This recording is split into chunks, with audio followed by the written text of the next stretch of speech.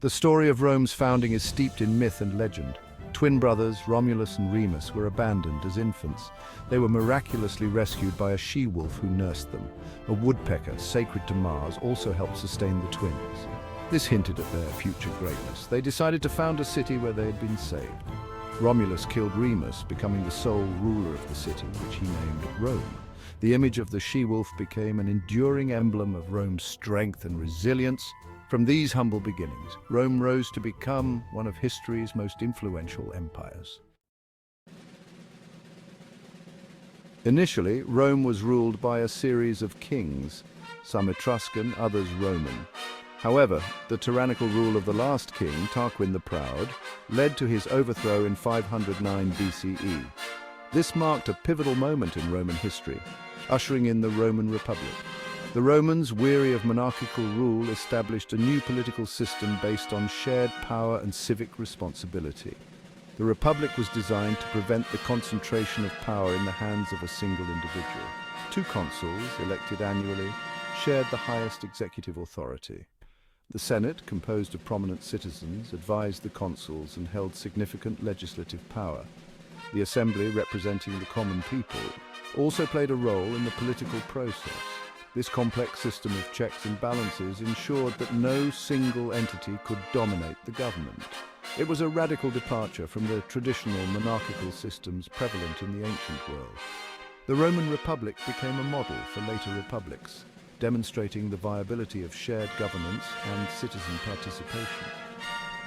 The establishment of the Republic laid the foundation for Rome's future success.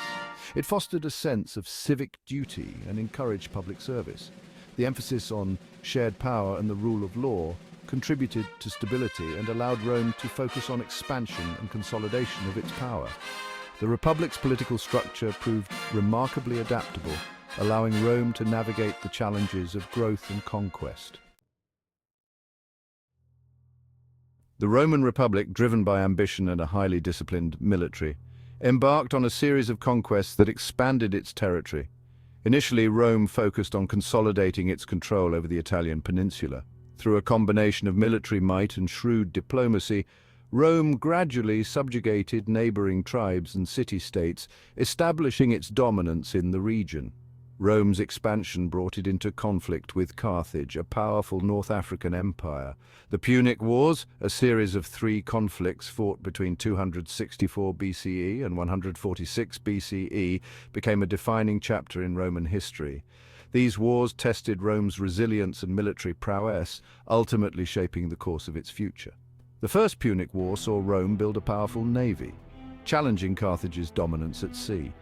The Second Punic War witnessed the legendary Carthaginian general Hannibal's daring crossing of the Alps with war elephants, posing a grave threat to Rome itself. Despite Hannibal's initial successes, Rome ultimately prevailed, solidifying its position as a major Mediterranean power. The Third Punic War resulted in the complete destruction of Carthage, a testament to Rome's ruthless determination. The Punic Wars transformed Rome from a regional power into a dominant force in the Mediterranean world. These conflicts honed Rome's military capabilities and established its reputation for strength and tenacity. The victories also fueled further expansion, setting the stage for Rome's eventual transformation into an empire. Section 4: Internal Strife and the Rise of Caesar, a Republic Transformed. The latter years of the Republic were marked by internal political turmoil and social unrest. The vast wealth acquired through conquest created deep inequalities, exacerbating tensions between the wealthy elite and the impoverished masses. Ambitious generals, leveraging their military successes, began to challenge the authority of the Senate. Julius Caesar, a brilliant general and charismatic leader, emerged as a dominant figure in this turbulent period. His conquests in Gaul further enhanced his reputation and provided him with a powerful army loyal to him personally. Caesar's ambition and popularity alarmed the Senate, fearing a return to monarchy. The ensuing civil war between Caesar and the forces of the Republic marked a turning point in Roman history. Caesar's victory effectively ended the Republic and paved the way for the establishment of the Roman Empire. His assassination in 44 BCE, however, plunged Rome into another period of conflict. Caesar's death, far from restoring the Republic, led to further power struggles. His adopted son, Octavian, eventually emerged victorious, assuming the title of Augustus and becoming the first Roman emperor. The Republic, weakened by internal divisions and ambition, had given way to a new era of imperial rule. The transition from Republic to Empire was a complex and violent process, forever altering the course of Roman history. Section 5. The Pax Romana, a golden age of architecture and culture. The reign of Augustus ushered in a period of relative peace and prosperity known as the Pax Romana. This era, spanning roughly 2 centuries, witnessed a flourishing of Roman culture and architecture. Monumental structures like the Colosseum, the Pantheon, and aqueducts were constructed, showcasing Roman engineering genius and artistic skill. The Pax Romana was a time of significant cultural achievements.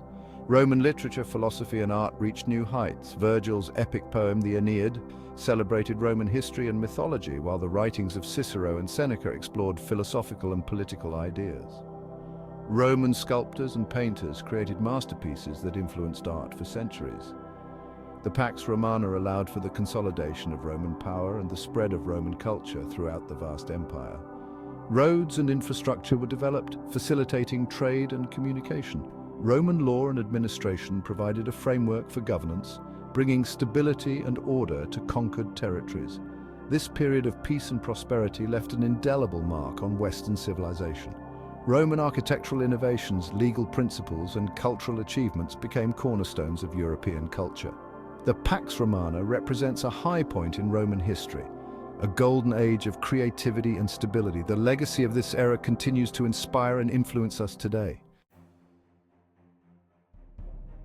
Section 6. An empire's vast reach, from Britannia to the Middle East.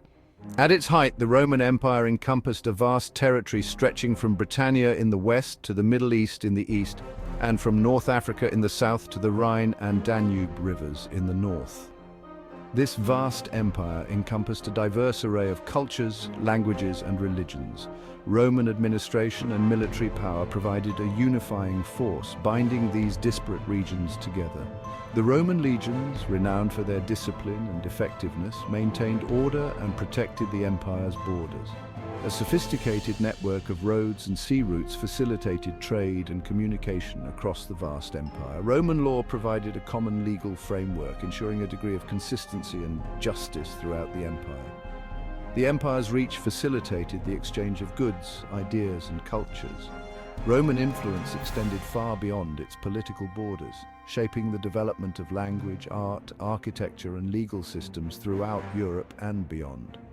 The Roman Empire's vastness and diversity presented both opportunities and challenges. Managing such a vast and diverse empire required sophisticated administrative structures and a strong military presence. The empire's size also made it vulnerable to internal divisions and external threats. Despite these challenges, the Roman Empire's reach and influence were unparalleled in the ancient world, leaving a lasting legacy on Western civilization. The echoes of Roman power can still be seen in the languages, laws, and cultures of Europe and beyond. Section 7. The Fall of Giants, Internal Decay and External Pressures. The decline of the Roman Empire was a gradual process spanning several centuries.